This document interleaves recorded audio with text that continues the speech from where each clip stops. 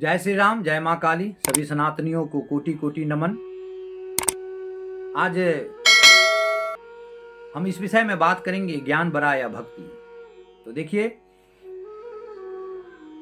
ज्ञान और भक्ति में से भक्ति महान है, क्योंकि रामायण के प्रसंग में भी बताया है कि ज्ञान एक दीपक है और भक्ति एक मणि है। दीपक मंदिर को उजाला कर सकता है, लेकिन अपने नीचे में अंधकार रख लेता, वही अंधकार अहंकार के समान होता है।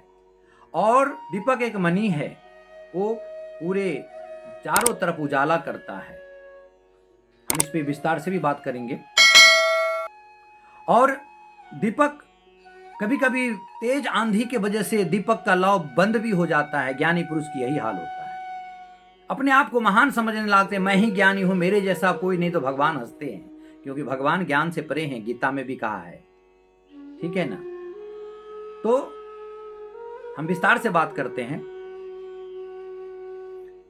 अब ज्ञान और भक्ति में भेद यह है कि रामायण के एक प्रसंग में जब संत सम्मेलन हुआ, उस टाइम पर भगवान राम, हनुमान जी सब वहीं पे थे और पूछे संतों, जब संत सब इकट्ठे हुए तब पूछे भगवान की, हे महात्मा, हे ऋषिवर, मुझे बताइए कि व्यक्ति को क्या करना चाहिए, ज्ञान अर्जना चाहिए, भक्ति करना चाहिए। हनुमान जी ने भी पूछा।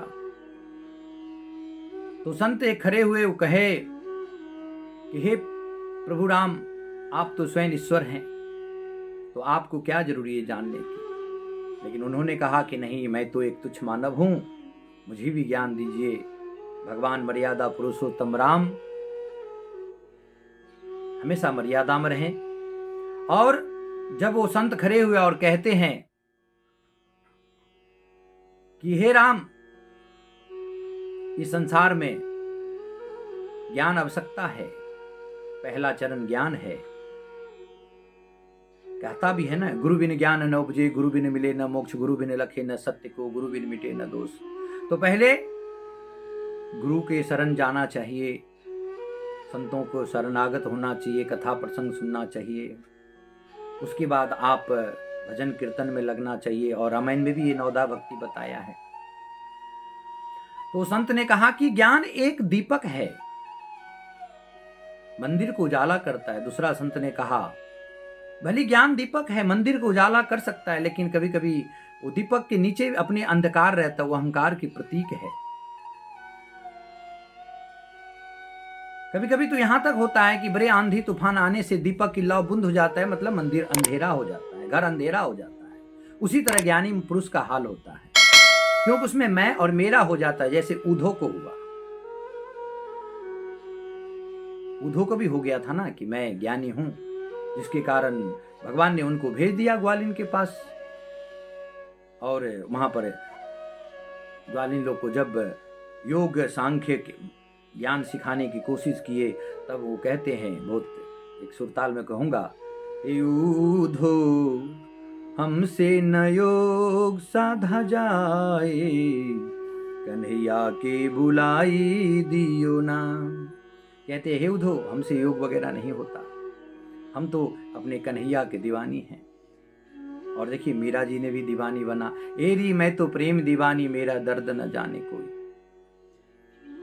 तो वो संत कहे कि ज्ञान का यही हाल होता है।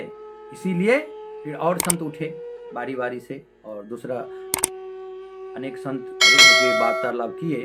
उसमें एक संत कहते हैं कि भक्ति भगवान की प्यारी है, भक्ति प्यारी राम की जैसे प्यारी, अंग सारा पाटन जर गया, फिर लावे अंग मांग।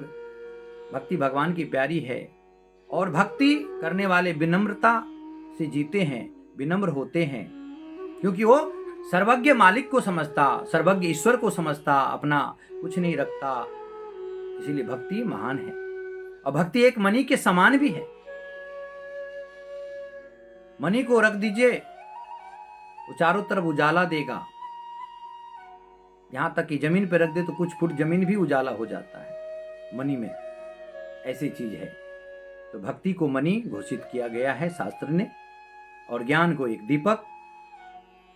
तो ये दोनों में से भक्ति महान है, इसीलिए हर इंसान को भक्ति करना चाहिए। कई लोग ये भी कहेंगे कि ज्ञान से ही हम जान पाते हैं कि भगवान क्या है। ये सत्य है, पहला सिर ही ज्ञान है। और जब आप गुरु के पास जाते हैं तो गु माने अंधकार, रू माने प्रकाश। गुरु ही आपको गुरु मंत्र देता है और उस मंत्र का आप जाप करते हुए अंधकार से प्रकाशमय परमात्मा की तरफ पहुंचते हैं।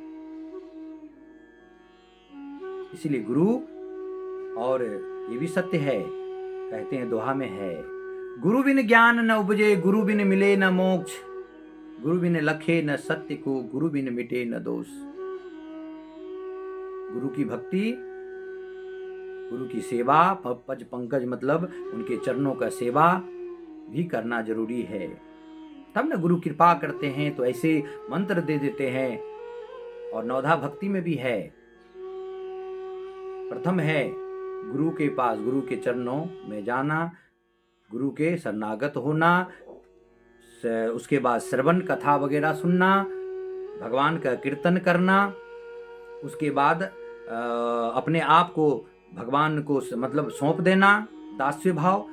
उसके बाद सखा माने जैसे क्या बोलते हैं अपना सुदामा जी ने किया, अपने आप को मित्र मतलब मित्र भक्ति था वो, तो उसको साख्य सखा समझ के भक्ति करना। और अर्पण सब कुछ भगवान को कर देना। जैसे हमने आरती में गाते हैं, तेरा तुझको अर्पण क्या लागे मेरा, प्रभु क्या लागे मेरा। तो सब कुछ भगवान को अर्पण कर देना। पूर्ण समर्पण, ये भी एक भाव है भगवान के प्रति कि पूर्ण समर्पण, अपने आप को सब कुछ जो है आपके चरणों में सौंप देना ही पूर्ण समर्पण है। जैसे गीता में कहा था अर्जुन को, हे अर्जुन, मुझे पूर्ण समर्पण अच्छा लगता है, सब कुछ मुझ पे सौंप दो। जब आदमी मेरे पे सब कुछ सौंप देता है तो उस बंदा को मैं पूरा ख्याल करता हूँ। उसी तरह ख्याल करता हूँ जैसे एक माँ करती है। कीचड़ में लपटे हुए बच्चे को एक माँ उठा लेती है और उसको फिर से नहला धुला करके साफ सुथरा कर करके उस बच्चे को हृदय से लगा करके फिर से वैसे बना देती जैसे पहले था। भगवान भी इसी तरह 1000 गुना भी हो जाए आपसे, माया वशीभूत होकर के गुनाह भी हो जाए तो भगवान को सौंप दीजिए, गुरु के चरण में जाइए, गुरु से कहिए, आपको गुरु मार्ग बताएगा और फिर भगवान को सब कुछ सौंप दीजिए। वो ईश्वर आपको सहज ही हाथ पकड़ लेगा, सब कुछ माफ कर देगा और उसी तरह अपना लेगा। जैसे तो क्या कहते हैं कि कीचड़ में लपटे हुए बच्चे को माँ ने वापस से पवित्र करके इस हृदय से लगा लिया। मेरे परमात्मा भी इतनी ही दयालु है, बड़ी दयालु है वो भी आपको हृदय से लगाएगा। बस यही आप लोगों से कहना था। जय श्री राम, जय मां काली। हमारे चैनल को सब्सक्राइब करिएगा, लाइक करिएगा, अच्छा लगे तो कमेंट करिएगा।